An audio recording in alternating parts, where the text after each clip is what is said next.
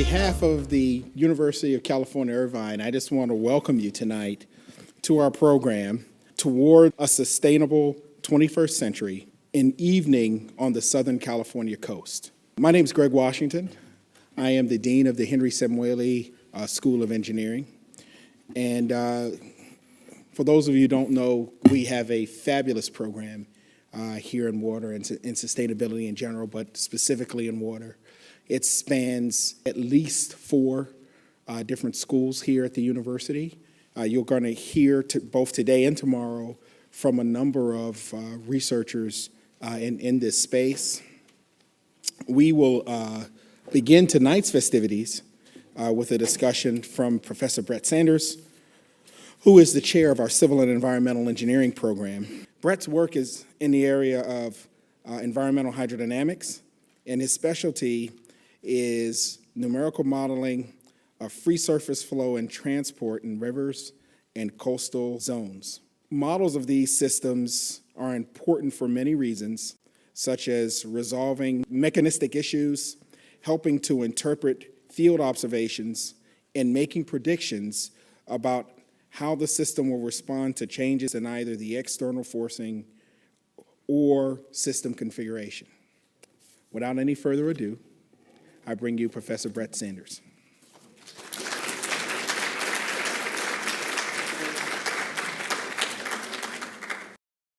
Good evening, everyone, and welcome. Welcome to the Beckman Center. And it's my privilege to sort of start a discussion tonight about a new project at Irvine called FloodRISE. It stands for Resilient Infrastructure and Sustainable Environments. And it's a project that's basically being led by a team of folks from across campus, including myself from an engineering perspective. We have a social ecology team led by Richard Matthew with colleagues like David Feldman and Victoria Basolo and Doug Houston, and also physical sciences. Jay Famulietti is involved in the study. So we bring together a hydrology perspective, an engineering perspective, and a social sciences perspective, looking at this growing problem of flooding. We're seeing flood hazards across the world grow as climates change and as communities urbanize, increasingly urbanize. And we're seeing increasing vulnerability, increasing damages. So we're trying to give some thought as to how can we be more resilient to these types of extreme events like floods that we're seeing both inland and also along the coast. So for the first part of the talk today, I'm going to turn the microphone over to my colleague Richard Matthew, who's in the School of Social Ecology. Richard has a lot of experience working with the UN on peace building. His expertise is in security, and he runs a center here at Irvine called the Center for Unconventional Security Affairs. And so this idea of an unconventional security affair is one example of that is a stress of flooding. So how does flood risk, really stress a community and perhaps create some security challenges that we need to think about for the future? So please, Richard Matthew, come on up.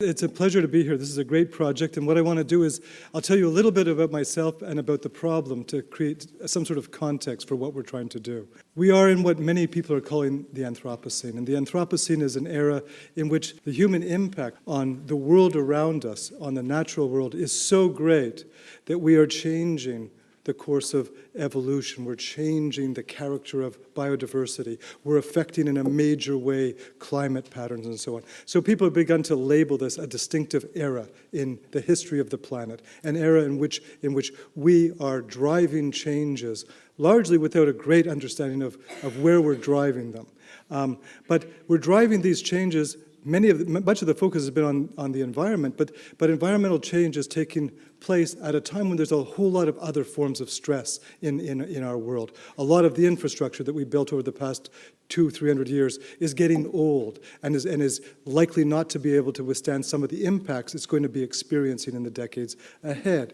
We have a rapidly changing population. A lot of the urban space in the developed world is slowly turning into communities that are much older than has ever been the case historically. Communities where the average age is 50, 60, even older.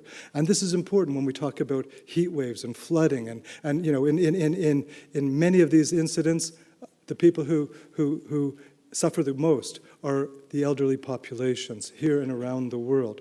We're facing huge changes in the global economy, and it's becoming more and more difficult for our country to find, and many other countries, to find a way to invest in new infrastructure and in dealing with new challenges.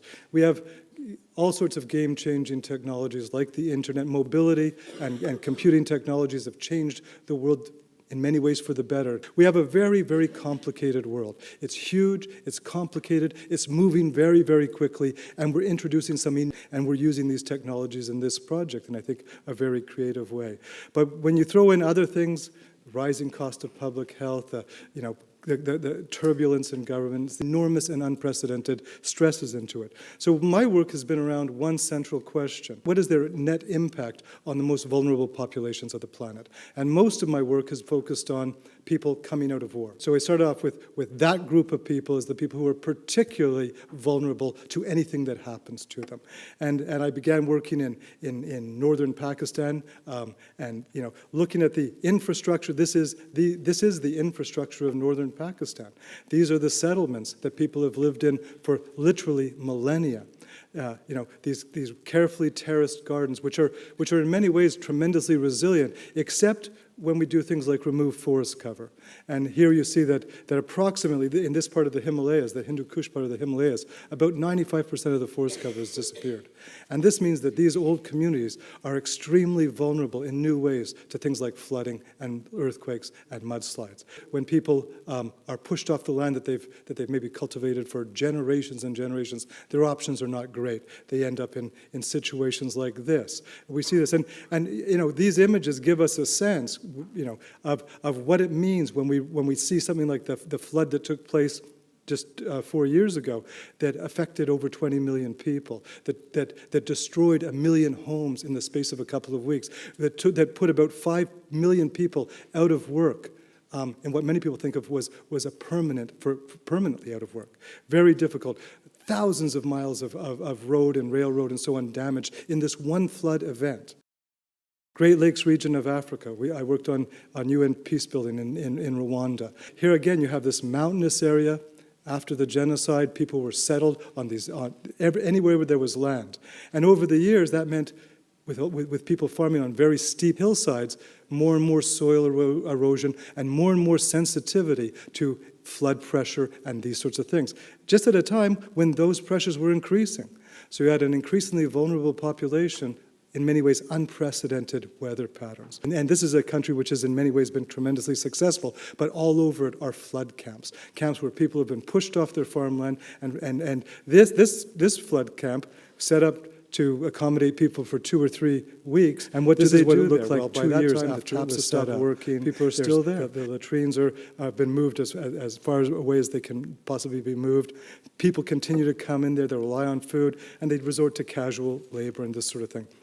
We see these patterns everywhere. Sierra Leone was a country I worked in a lot. And when you look at Sierra Leone, you see again enormous environmental stress on top of the social stresses that they're trying to deal with. So, infrastructure has gone away, but they're still dealing with the remnants of the war, and people are forced into very precarious situations. These people cultivating in protected areas, these people experiencing a complete loss of water in their community and forced to deal with water out here, trash having nowhere to go, and people building survival types of lifestyles that are highly susceptible to the next round of heavy rainfall. These houses collapse under heavy rain, and they actually have to be rebuilt every year. So people move to try and cope into illegal activities like this. And again, what's the threat to this? The threat is that this constantly fills up, it constantly floods. It's an enormous amount of work to sustain a life there. Now, the point I want to make is around the world, these stresses are gathering in vulnerable populations in a lot of interesting ways. Everywhere I've been, and I've worked in about a dozen countries in Africa and South Asia, floods are emerging year after year as the single most damaging challenge that these people face. In fact, we know that floods have affected half of the world's population who are alive today, that they cause about half of all disaster-related costs, and that they are increasing. They're increasing because of warmer air, warmer water, more water, and so on. So just more water moving around the global system. But that water is landing on old infrastructure, and it's landing on larger populations than ever before. So the net impact is tremendously damaging. And we don't have to look to Africa or South Asia to find huge amounts of damage. To the North, Canada has been fighting floods that it hasn't experienced in decades. And of course, our own Atlantic seaboard has faced that. Today, if you just look at the headlines today, they're assessing the flood damage from April in Pensacola. There's a flood warning in the UK. There's a flood watch in Texas. There's a flood alert in Brazil. They're actually worried about, will this affect the World Cup? And the damage that was caused last week by the flooding in Balkans, the early assessment is that it is going to be more expensive than the war. And remember, that war lasted for 8 years, caused 4 million people to be displaced, killed 140,000 people. That was an enormously costly war. And they're saying, people are now arguing that the flood that took place last week is more damaging than that. This is something that it's enormous, the scale of this type of damage. A World Bank study that was released just a few months ago estimated that in the lifetime of most of us, flood damage on an annual basis could easily reach $1 trillion. And here's something that's interesting. They predict that will largely be concentrated in American cities. So they identified three of the 4 most flood-sensitive parts of the planet in this particular study as Miami, New Orleans, and New York, and argued that unless we invest an enormous amount in bigger drainage systems, flood mitigation, flood adaptation, and so on, we will be looking, now just imagine a $1 trillion bill on an annual basis in just a few years.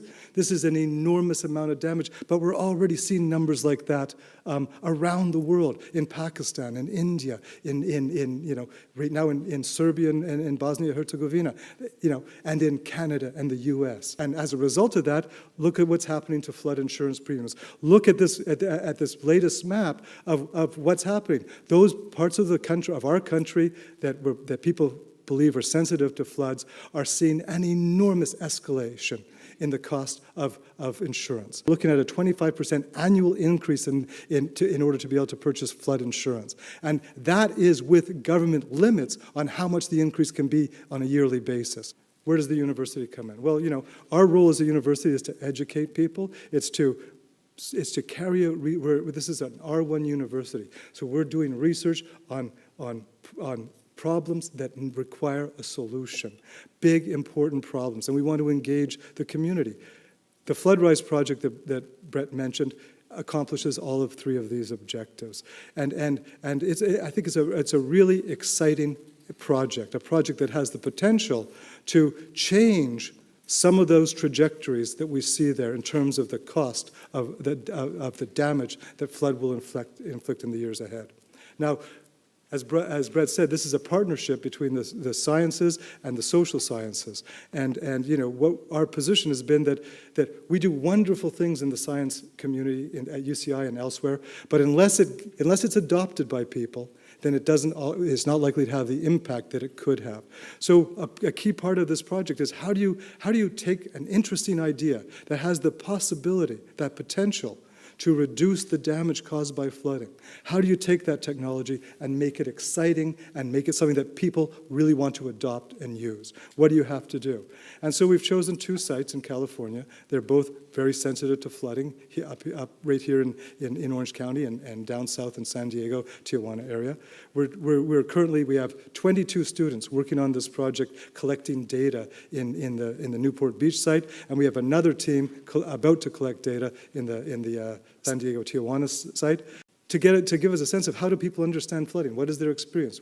What do they think their exposure is? How do they understand this risk? Because when you look at it from a bird's eye view, it looks enormous. How do people understand it themselves, especially people who are in areas likely to experience this?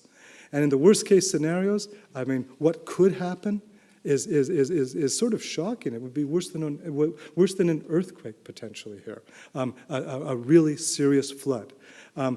But we want to do more than just get an understanding. We want to then take this model that Brett's going to describe and expose people to it in the community and get their feedback on it. Does it make sense to them? Does it help them? Does it give them a better understanding? Is it something they could use? And then in response to that feedback, something that science historically doesn't do all that often, we'll revise the model, we'll refine the model, and we'll take it to a point where when people from the community said, what if we tried this, we can introduce that in the model and see what it would do. What would it do? Where would it divert water? What would it save? What would it put at risk? What would interventions cost? And that way, that ability to model urban space that's sensitive to flooding with the fine grain that we're now able to achieve is unprecedented. And it ought to do a number of things. It ought to provide a very strong platform for talking about this risk. It ought to give us a really good basis, a basis in which we can have a high level of confidence that if we do something, this is actually what will happen to water in response. If we strengthen the seawall, if we improve this drainage system, if we build this type of structure, this is what water will do. This is how water will respond. And that means that in principle, we are very close to building cost-effective resilience in communities. If we do that, then we have a technology that we develop and refine in Orange County that will be of value all over the planet. And this is an important technology, because if we look at where we're headed right now, it's a place we don't want to be in 30 or 35 years. So it is extremely exciting for us to be partnering with engineering and earth system science to try and see if we can not just get this right, but get this right in a way that the community, that the world buys into and sees the value of. And if we do that, then we do have the possibility of changing some of these really alarming trajectories. And with that, let me introduce Brett to show you what the model does.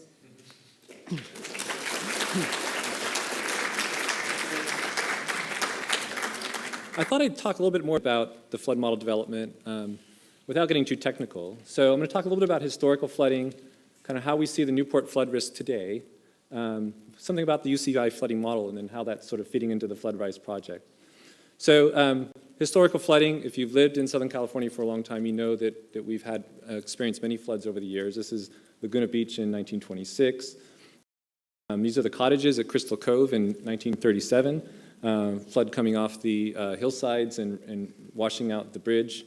Newport Beach in 1983. One of the dads on a soccer team, told me about rowing his boat, down the street, in 1983 when the floods happened. We have a history of flooding in the Newport area. It's not new. This is Laguna in 1983. In 2005, there was another flood in the harbor area and impacted both the Balboa Peninsula and also Balboa Island. And what I'm showing here is an example of the kind of seawall that currently defends the parts of the peninsula and parts of the island. Sort of the ad hoc sandbagging that's done to try to minimize the impacts of flooding, and how the flooding can impact transportation. It obviously has implications for emergency management and so on. In 2008, there was a high tide forecast, which was supposed to be the highest astronomical high tide that we would see in over 20 years. We saw this tide coming in our lab. We mobilized, we got our students together. We wanted to see what kind of impacts it might have, because we really recognize the value of this type of data for validating models. And once we have a model, you can do a better job of making decisions in the future. So on that day, the tide came up to around 7.5 feet, mean lower low water. It came up right to the top of the seawalls that kind of went around Balboa Island, but it didn't really overtop. And it didn't have much impact on the coastline. On that day, the reason why is because the ocean was flat as a pancake. So if you're familiar with the ocean, you know that there's a lot of things going on in the ocean. You have tides, you have currents, but you have waves, and all these factors are considerations when you think about flooding. So it turns out that over the years, there's been days when we've had really high tides and low waves, and days with low waves, or low tides and high waves, and so you have to think about all these factors at the same time when you think about flooding. Another flood from 2010 in Laguna Beach, where we've seen these sort of high intensity rainfall hit the mountains in the area, runs down through Laguna Canyon and washes down through the streets. So we do have experience with flooding in this area. Newport Beach, August 2011, middle of the summer. You might think flooding is kind of a wintertime problem. Big storms come in from the Gulf of Alaska, drop rainfall in the area, bring a storm surge. This was in the middle of summer when a long period swell came from the Southern Ocean all the way up to through the Pacific Ocean to our shores. And those long period swells just overtopped the beach, and water ran over the parking lot into Balboa Peninsula and flooded the streets there. So flooding can happen both in summer and in winter, and flooding can happen from both high water levels and also from waves or some combination thereof. So what is the Newport flood risk that we're facing? This is a sort of an aerial photo of the harbor area. You see Balboa Island there, you can see the peninsula, you can see Lido Island. On the peninsula, you see a stretch of sand here, and you also see the developed part of the peninsula. Those who live on the peninsula know where the highest ground is, right? Where's the highest ground? It's on the beach. The highest land on the peninsula is the beach. All this backshore area is sort of lowland area that's in many ways protected from the ocean by the beach. The beach is a buffer against the waves that run up and threaten flooding.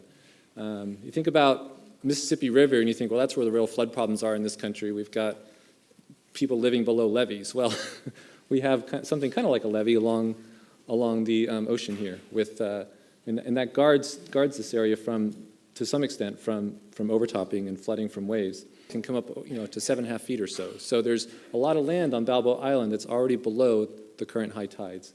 Lido Island sits up higher. It's above the current high tide level, so you don't see much of a flood problem on Lido Island presently. But all this area of the peninsula and the island are kind of the region of the harbor that are vulnerable to flooding. Balboa Island also sits quite low. Balboa Island has street elevations that range from 5.5 to like 7.5 feet. And the island is the area where you've got like a protective seawall. This is a photograph taken in 2005. On the right, you're seeing the bay. And so the water level in the bay has basically reached the top of the wall, and it's spilling over and causing water to run into the island. The other mechanism by which Newport floods is from the ocean side. So if you do have a big wave come in, it can overtop the beach. And the likelihood that it happens depends on the ocean level. So if you have high tide and waves, then that's a big threat for flooding. And this slide kind of summarizes how many factors contribute to the risk of flooding.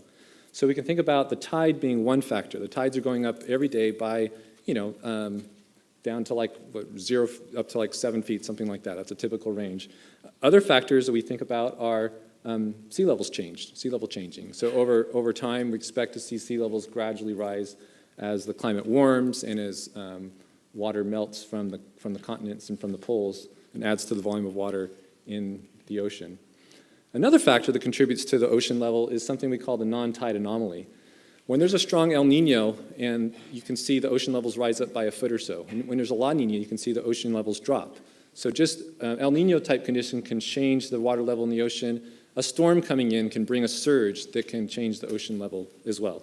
So that's another factor you think about. And on top of that, waves. So what you think about when you look at the risk of flooding is, well, when are all these factors going to contribute in sum to a high water level, which could cause overtopping of defenses? Here's an example of the tide level that we typically see in Southern California. We have mixed tides, and so we go through typically 2 high tides and 2 low tides every day. And there's also this envelope of high tides that we call sort of the fortnightly cycle. And there's a period when you have high tides that we call spring tides, and then a period where the high tides are smaller, we call that a neap tide period. So our risk of flooding is also heightened when we're in a spring tide condition. So we're in these envelopes of the highest high tides. And this was January of 1983 when I showed the slides of flooding. And what I'm showing here in this blue curve is what the astronomical high tide was at that time. So that's the tide just accounting for the effect of the sun and the moon and so forth. But on top of that, there's a surge in non-tide anomaly that bumped the tide up another 30 centimeters or so around a foot. So what happened on that particular day that caused that extreme flooding is that we had a really high astronomical tide, and on top of that, we had a storm system come in that brought an extra surge, which created that flooding hazard. And so when it floods, it's kind of a bit of a gamble. It depends on, like, basically, is that surge going to come in at the same time as the high tide? There's a probability of that. Here's an example in 1998 when we had this big sort of surge come in of around 1.5 feet. And that came in during neap tide conditions, so it didn't create as much of a flood risk at that time.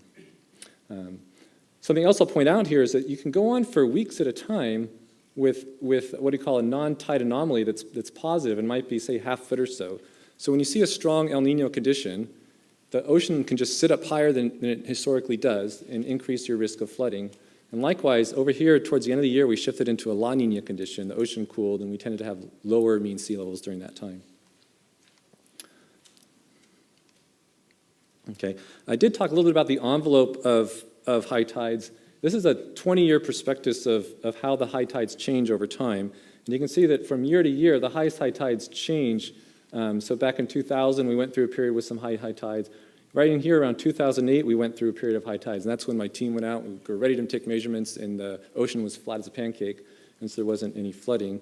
There was also a risk, in December 13th, 2002 that we were thinking about, and again at that time, there wasn't a non-tide anomaly or waves that created a flooding hazard. But if we think about sea level rise on this graph, the global average sea level rise rates now are around 3 millimeters per year. So you can think about how sea level rise is affecting how high the current high tides get. It's sort of shown on the scale. You might think, well, yeah, it's something to think about, but that's kind of small over a period of a few years. That's kind of small compared to the current differences we see in sort of year-to-year variability in the high tides. That's absolutely true. So over short time frames, sea level rise is not the biggest worry we have.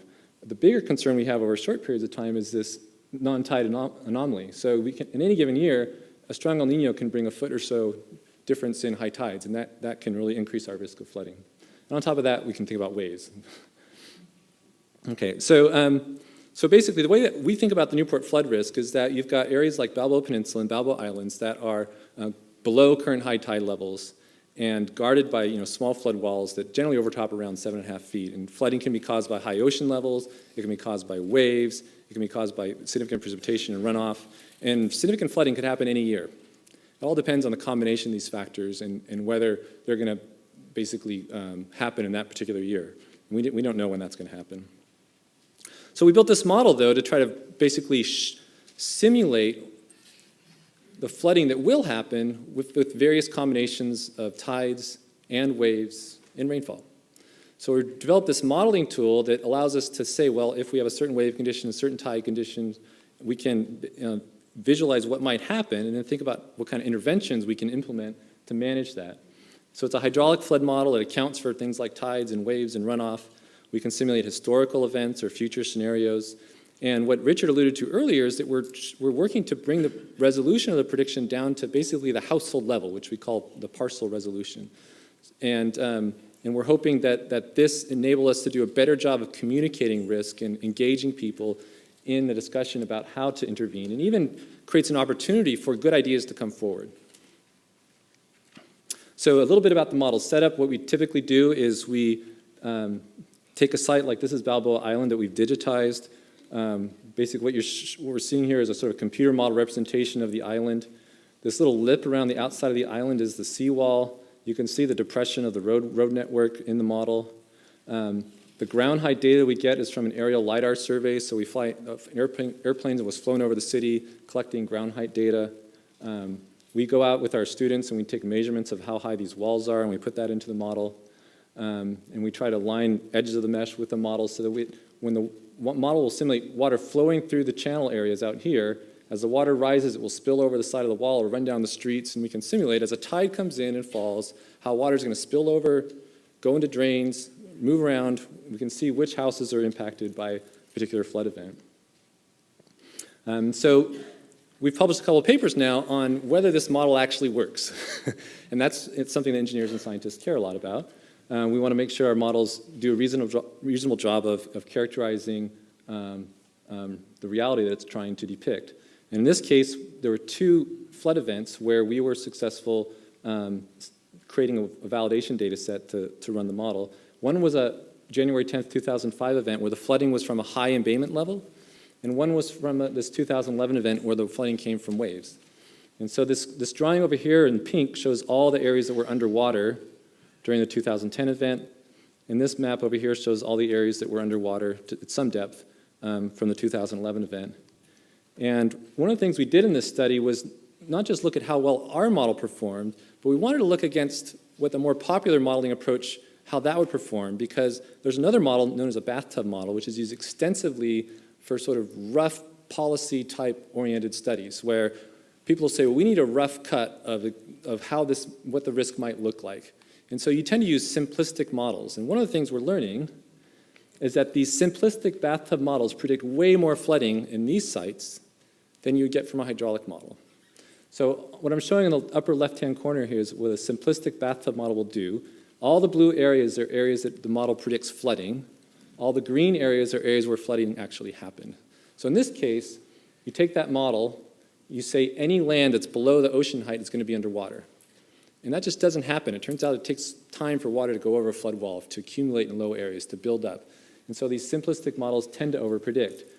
When we run our model, which is down in the bottom right-hand corner here, the green areas are areas of agreement, the blue areas are areas of overprediction, the red areas are areas of underprediction. But we're doing a much better job of capturing the rough extent of flooding in the areas that are vulnerable to flooding. And we could do even better if we started to calibrate our model, but this was an uncalibrated model. One other note to make here is that we could also do our model without any data about the sea defenses or the walls. There's another tendency, if you do sort of rough planning studies, is to kind of collect whatever data is available, run your model, and make some assessment about what the flood impacts are. And when you do that, you're not going to have any access to local data. You're going to have access to whatever generally available data might be available. And usually that means you're not going to have any information about any walls or sea defenses or flood control infrastructure. And when the models are run without that more local data, you again overpredict impacts. So one of the lessons we're getting here is that it pays to invest in models that do a better job of realistically, characterizing flood extents, because you get a much more realistic assessment of what the flood impacts are going to be. We also did the same sort of analysis of the wave-driven flooding event. You can see the waves can come over berms and so forth and threaten flooding. When we do the waves, we have to start doing wave modeling. So we start looking at how waves, which are offshore, come in on shore. And what I'm showing here are contours of wave height. You can see that this time wave heights around the shoreline are around, say, 1.2 to 1.4 meters. But as the tide rises, any surfers then, what happens to the waves when the tide rises? Any surfers in the room? You hear surfers talking about the tide bringing in waves, and you get deeper water, the wave heights get bigger because there's basically deeper water, the waves can move through the surf zone more easily, and the energy of the wave isn't dissipated as much. So you bring more wave energy right to the shoreline, you get bigger wave heights. And so two things happen as the tide rises and you've got strong waves. You've got less freeboard on the beach, so the waves can get up over the top easier, and the wave heights are even higher. So it's the combination of sort of low freeboard and high waves that threaten flooding along the coastline. And once again, and the hydraulic models do a much better job. The bathtub models really overpredict. I also want to point out here that we looked at how well the model, what the flood zone would look like if we didn't have a flood wall along the shoreline. And so what we find is that with the flood wall that we put there to guard against embayment high tides, it actually exacerbates flooding from waves. You can imagine water comes over the beach, runs down into the bay shore, and it can't get to the bay because there's a wall holding it into the developed areas. So the message there is if you're going to think about an intervention which might be directed at one problem, which is high water levels in the bay, you might inadvertently exacerbate the risk from another type of flooding. So these models are helpful for kind of seeing how these different effects could potentially work together.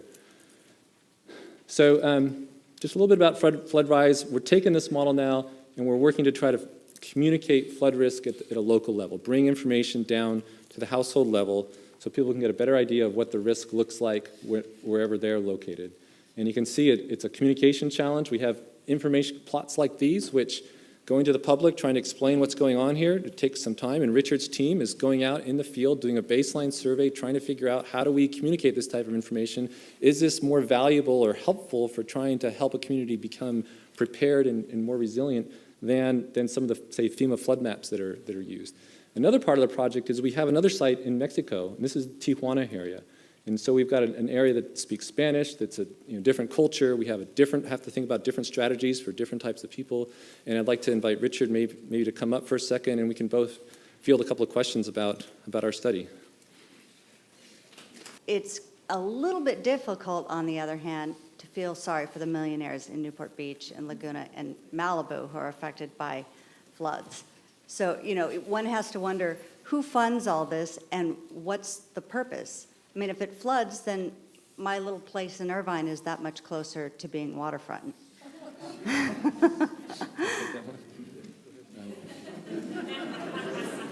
I mean, who cares? Let it flood.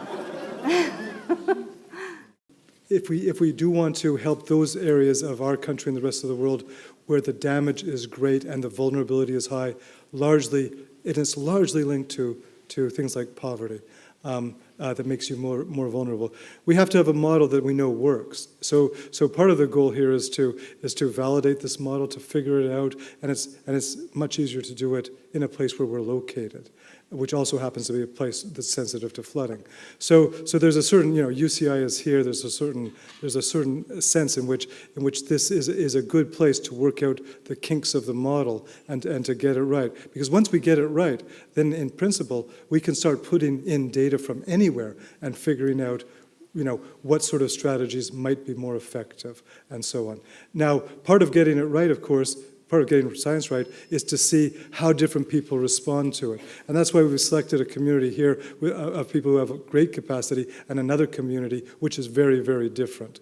So we're going to see how this model plays out with different types of people and different ideas of their vulnerability, different potential to manage risk. So that's, I mean, in some ways, this is a bit unique for me because I've spent my whole career working outside of this area, but I can see the convenience of having a place where we can develop our expertise on campus, get students into the field, and have a site that's close at hand. Now, Brett can talk more about the value of it from an engineering perspective, working with a site that we can visit every single day for years. I'll just say briefly that across the country and internationally, increasingly people are turning to these higher resolution models, trying to bring information down to sort of the scale of individual properties. And we're not sure exactly how we're going to use that. How are we going to use that information to make a community more prepared, more resilient? So what we can learn here has potential to have broad impacts on how we manage floods everywhere. Have you thought about the implications of this project for political accountability and legal liability? In other words, if you know what's going to happen and the government doesn't respond to it or the Coastal Commission doesn't respond to it, then that's a basis for political campaign or a lawsuit. And I'm saying that partly because I'm a law professor, but also because it seems as though some consideration of sort of what's going to happen legally and politically could be integrated very easily into this project without making particular predictions. It still seems as though it would be useful to have some idea of what the various responsibilities would be up and down the bureaucratic line. So have you thought about doing that, putting in a legal perspective? You're right that this model, if we are able to predict with the precision that we think, could have implications that we have not fully considered. But right now we have a policy expert and an economist and engineers and communication experts and psychologists trying to develop trying to think through that first set of implications. But I don't think that this is the full, the finished work. As the model comes into focus, we will start to see other opportunities to worry about how it can be used for benefit and what the risk might be. I understood you correctly. For the next 25 years or so, the possibility of more frequent and more intense storms is perhaps more important than actual sea level rise. And I'm curious what the science is about that probability. It's obviously very controversial. Well, what we know is that the effect of storm surges or these non-tide anomalies is stronger right now than any year-to-year change we can expect from sort of global sea level rise and the regional impacts of global sea level rise. Over time, as we go out several decades, then the impacts of the several millimeters per year become really important. And I think anybody doing local planning will be thinking about 30 years into the future because That's what, I mean, what civic planners plan for horizons like that. And that's what the city of Newport Beach has been doing too. They've been looking at sort of projections of sea level rise to think about what they need to be doing in the future. There's a lot of uncertainty in those projections, and I think one of the things I wanted to communicate was this idea that even though there's uncertainty in the projections of sea level rise, we already have a risk today, which is significant. I've lived around here for a long time, and I've been down at the beach and seen the floods, and the tide comes in and floods the peninsula and so on. And for a lot of people, that's old hat. They just used to it. But you're talking about something that's a lot more threatening. Has the Newport Beach City Council seen this? Have they listened to it? Do the county supervisors seen the presentation? I think of the Santa Ana River, and I've seen that top over down at the bridges over the Santa Ana River and so on. Have these people heard this? Yeah, I've been supported my research by this just with in-kind support from the city of Newport Beach for going back 6 or 7 years or so.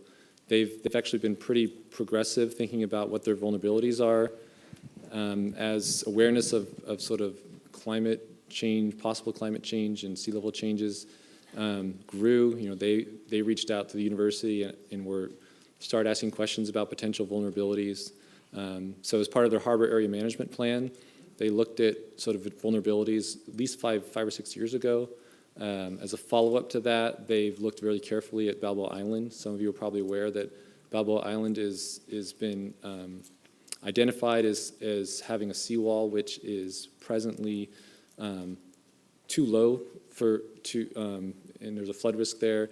And there's also basically a foundation issue with the seawall where it's old. It needs to be replaced anyways. So they're thinking, well, if we have to replace the seawall anyways, how should we rebuild it? I mean, what approach should we take? So the City Public Works Department has been, I think, very aware of our work over the years. I've also presented my work. There's I think, a water quality committee that the mayor at the time was chairing and saw some updates on the work we were doing. So the city has been, I think, aware of our work for quite some time, and I think if you look across Southern California at the rate at which communities are responding to the possibility of a flood risk, I think City of Newport Beach is probably one of the more progressive communities in terms of just being proactive and thinking about what could be done and what's the reasonable response to this. I appreciated the increased precision in the early modeling, but was also struck by the red on the map, which is the increased amount of underprediction. And I wondered if that also struck you as being more risky or more costly to underpredict rather than be more conservative. Yeah, at this point we can't comment on whether one or the other is more costly. The underprediction that you saw in one of those maps was due to sort of communication through the storm sewers. Water can go sort of basically rise in some areas, run through sewers and pop up in other places. And that was something that was left out of our model at that time. But yeah, so there's definitely an underpreparedness dimension and an overpreparedness dimension, and balancing the trade-off between those two things is not always easy. I agree with you. Thank you all very much for your attention.